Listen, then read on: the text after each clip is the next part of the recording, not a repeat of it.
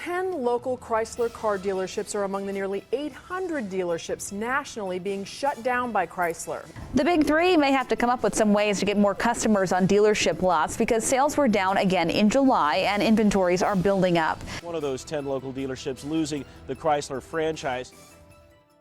The U.S. car market is at a turning point. For years, prices only went one way, but now something has shifted. Dealerships across the country are reporting rows of unsold vehicles sitting untouched for months. Why? Buyers are tired of sky-high sticker prices, brutal financing rates, expensive insurance, and questionable long-term value. They're either holding on to their older cars longer or turning toward brands that deliver more for less. Welcome to Auto Drive, the place where we bring you the latest on hybrid cars, EVs, top reviews, and everything happening in the automotive industry. If you love staying ahead of the curve with car news and in-depth analysis, make sure to hit that subscribe button and join our growing community. Today, we're breaking down 10 models that dealers simply can't sell in 2025, and what this says about where the industry is headed. Number 10, 2025 Acura TLX. The Acura TLX should be a slam dunk, luxury styling, sporty handling, and Honda-backed reliability. But in reality, the TLX is stuck in the middle. Priced around $47,000, it's not as refined as a Lexus, not as sporty as a BMW 3 Series, and not as tech-forward as a Genesis G70. Dealers report over 180 days of inventory sitting unsold, a clear signal that buyers aren't seeing enough value. Even aggressive leasing offers have failed to generate momentum. In a shrinking sedan market, being good isn't enough. Buyers expect excellence, and the TLX simply blends into the background. Number 9, 2025 Jeep Wagoneer. Jeep had high hopes with the Wagoneer, entering the full-size SUV market dominated by GM's Tahoe and Yukon. On paper, the Wagoneer checks every box: a massive cabin, luxury features, and V8 power. But then comes the sticker shock, well over $70,000 for most trims. The issue? Jeep doesn't have the same luxury reputation as Cadillac or Lincoln, and buyers paying that much money want rock-solid reliability, something Jeep has struggled with. Combine that with fuel economy in the mid-teens and sky-high insurance, and the Wagoneer is stacking up on lots, with close to 200 days of supply nationwide. 2025 Mazda CX-9.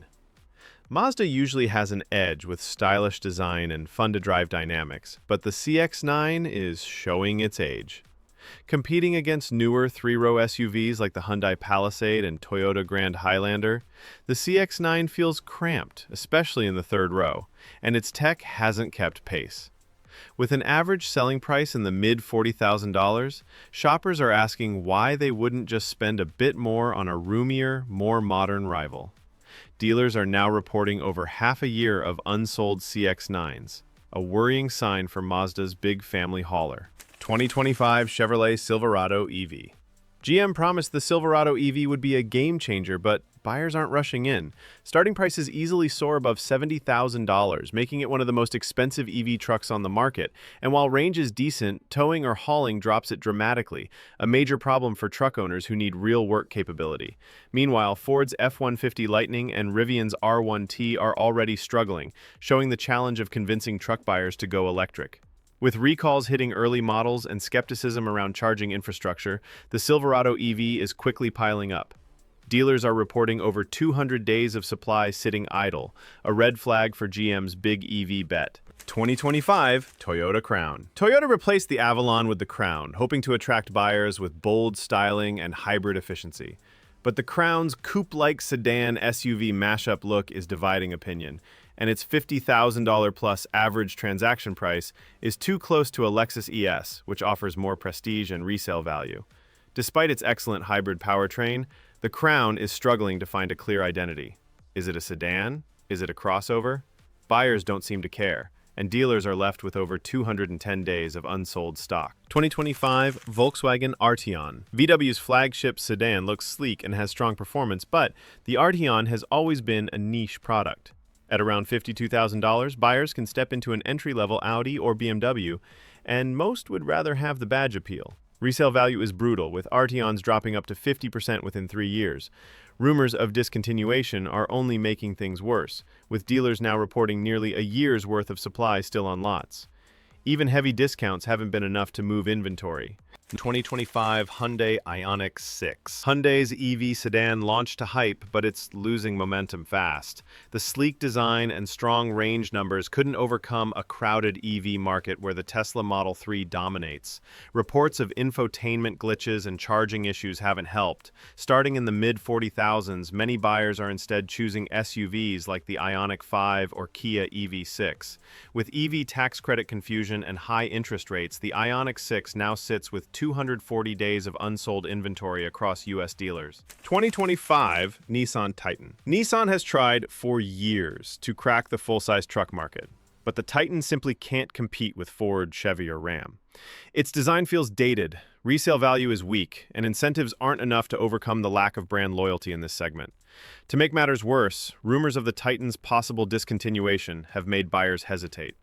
Dealers now face one of the longest truck backlogs in the industry, with models sitting well over 250 days unsold. 2025 Lincoln Nautilus. Lincoln refreshed the Nautilus with sleek styling and new infotainment, but buyers still aren't convinced. At over $55,000, the competition from Lexus, BMW, Mercedes, and Genesis is overwhelming, and Lincoln's reputation hasn't fully caught up with luxury expectations. Even though the Nautilus offers comfort and tech, buyers in this price range want prestige and long-term value, and Lincoln just doesn't have that pull. Dealers are reporting over 300 days of supply, making it one of the hardest luxury SUVs to move right now. 2025 Chrysler 300. Yes, it's still here, and yes, it's still struggling. The Chrysler 300 hasn't had a true redesign in more than a decade, and even with some updates, buyers just don't want a sedan that feels stuck in 2012. In an era dominated by SUVs, EVs, and hybrids, the Chrysler 300 is becoming a relic. Depreciation is harsh, insurance is high, and resale value is among the lowest in its class. Dealers now sit on nearly a full year's worth of unsold Chrysler 300s, making it one of the slowest moving cars in the country. The fact that these cars are stacking up on lots shows a bigger trend. Buyers are far more selective than before. It's not enough to simply release a new model, it needs to offer real value, strong tech, and confidence in reliability. Automakers that ignore this risk heavy losses and discontinued models.